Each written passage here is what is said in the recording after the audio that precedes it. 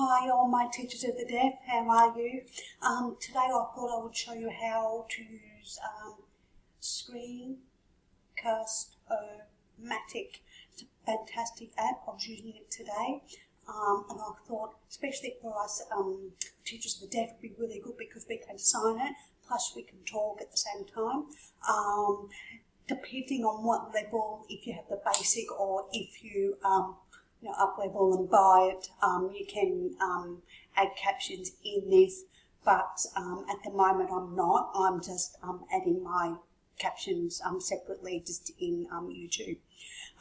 So as you can see on her screen, I have just clicked record at the moment, and so I can, my screen, I can move it.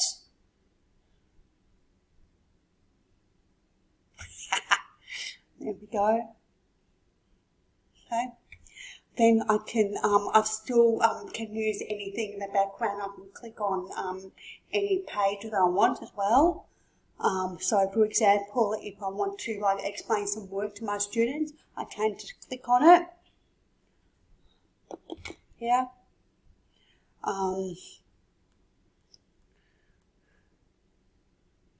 And so, for example, I'm asking my students to,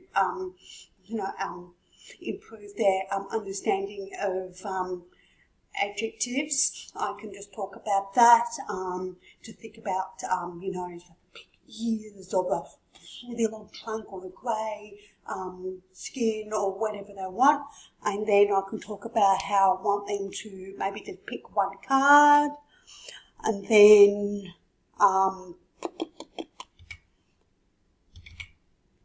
bring this up, and then just continue the work that way.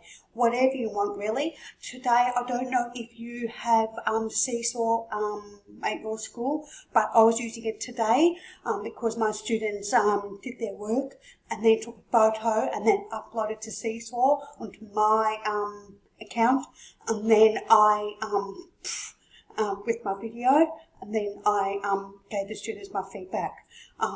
So that was really good because I could show them where the problem was and how they needed to improve their work. It was really good. And then because that video you just save to your laptop or to your computer, and then you could just upload to Seesaw or to Google Drive or whatever you want. I just thought it'd be fantastic for teachers of the deaf because you can sign as well. So I hope this helps you with your remote learning, and that we're all here to support each other. Okay, bye.